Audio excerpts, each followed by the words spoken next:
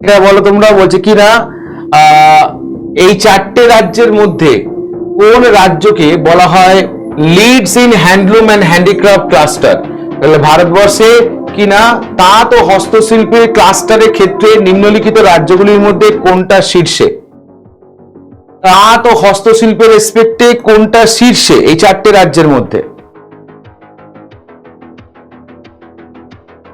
Focus with exam. Sir আমি new student, কি করে প্রিপারেশন নেব? তার আগে তুমি বলো ফোকাস, তুমি পার্টিকুলারলি কোন পরীক্ষার প্রিপারেশন নিতে চাও? Wasif correct answer, yes yes yes, একদম একদম রামচরিত আর রামচরিত মানস, একদম ঠিক, ভেরি গুড ভেরি গুড। আগেরটা যেটা আমি ভুলে গেছিলাম, একদম ঠিক, রামচরিত আর রামচরিত মানস, বাহ ভেরি গুড, এটা সবার গেছে।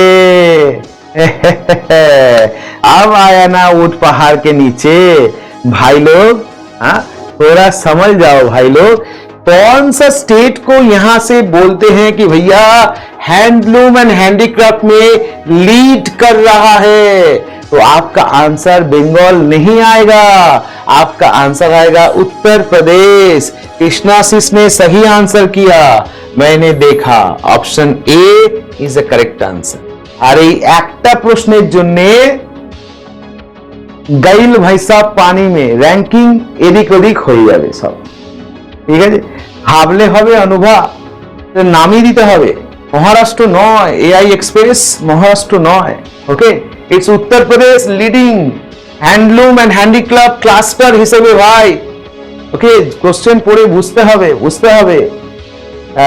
পিসিমণি জেসা হিন্দি, ঠিক ঠিক, আরে ওর কাছ থেকেই তো শেখারে ভাই, বলে যে সবকিছু শিখতে হবে। জানবা 29 কি বলেছে? একটা বই, বইটার নাম ফ্রেন্ডস অ্যান্ড ফোর্স, বইটা কার লেখা?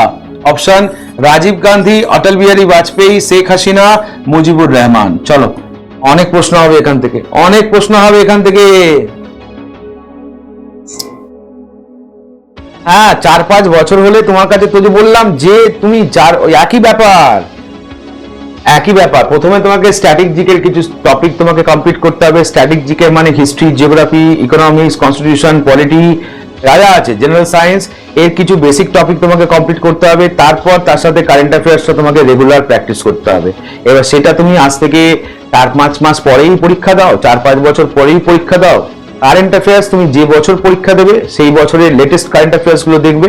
আর স্ট্যাটিক জিকে এটা আনচেঞ্জেবল, আগে যা আছে এখনো তাই আছে, ফিউচারেও তাই থাকবে, বরং আপডেট হতে পারে, ঠিক আছে? কয়েকটা জায়গায় হয়তো নতুন নতুন হলে তখন আবার চেঞ্জ হবে, বাদ বাকি সেম থাকবে। এবার মার্কেটে যাও, লুসেন্টের জিকে বই আছে, জিকে বই তোলো, সেখানে বেসিক ইনফরমেশন দেওয়া আছে। তার সাথে তুমি যদি মনে করো WBPSC ওয়ালার ব্যাকআপ লাগবে তোমার, তাহলে এখানে দেখো ব্যাচ লঞ্চ করে দেওয়া আছে। আমি প্রথমেই ক্লাসের প্রথমেই ব্যাচের নাম দিয়ে বলে দিয়েছি যে পার্টিকুলার পুলিশের জন্য কোনটা, অন্য SSCর জন্য কোনটা। তাহলে যদি মনে হয় সেই ব্যাচটা নেবে, সেই ব্যাচটা নাও, নিয়ে ক্লাস শুরু করো, ব্যাস হয়ে গেল। আবার কি? আচ্ছা, ফ্রেন্ডস এন্ড ফোর্স কার লেখা? না Sheikh Mujibur Rahman, option D is a correct answer. যাকে আমরা চিনতাম কি না, তোমারও বন্ধু আমারও বন্ধু, মানে হচ্ছে বঙ্গবন্ধু, তাই না? বঙ্গবন্ধু। তাহলে প্রশ্ন ভাই, দেশবন্ধু, দেশবন্ধু কাকে বলা হতো? প্রশ্ন হচ্ছে দীনবন্ধু, দীনবন্ধু হিসেবে কে পরিচিত ছিল? দেশবন্ধু কাকে বলা হতো, দীনবন্ধু কাকে বলা হতো? হ্যাঁ, রায়কিশোরী সবার বন্ধু। ঝটপট ঝটপট ঝটপট, কুন্তল ঝটপট আনসার। তাহলে ফ্রেন্ডস এন্ড ফোর্স বইটা লেখক হচ্ছে মুজিবুর রহমান, যার ডাক নাম হচ্ছে বঙ্গবন্ধু। দেশবন্ধু বললে কিনা চিত্তরঞ্জন দাস, আর দীনবন্ধু হচ্ছে CF অ্যান্ড্রিউস। এগুলো সব ডাক নাম, এগুলো হচ্ছে নিকনেম। নিকনেম টপিকের মধ্যে থেকে বলতে পারো কি না, প্রশ্নটা এখান থেকে দেওয়া হয়। চলে আসুন, চলো তাহলে আজকের ক্লাসের টপার যদি আমরা দেখি, কৃষ্ণাশিস 44 আউট অফ 44। যদিও 45টা কোশ্চেন আমরা পোল করেছি, ও একটা স্কিপ করেছে।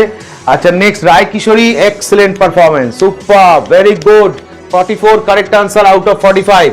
অভিষেক 42টা করে 3 নম্বর পজিশনে, super performance Abhishek, excellent. Wasif Ahmed 4 নম্বরে, 5-এ ঈশানী, 6-এ তিথি, 7-এ সুমনা, 8-এ সাগুফা। সাগুফা আরেকটু উপরে যেতে পারতো, একটা ভুল করলো আমার সামনেই এখন।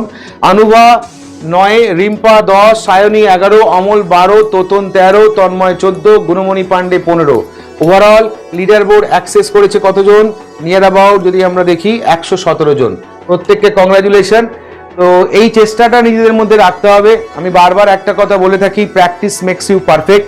যত প্র্যাকটিস করবে তত তোমার লাভ, যত কোশ্চেন ফেস করবে তত মাথায় জিনিসটা স্টোর হবে।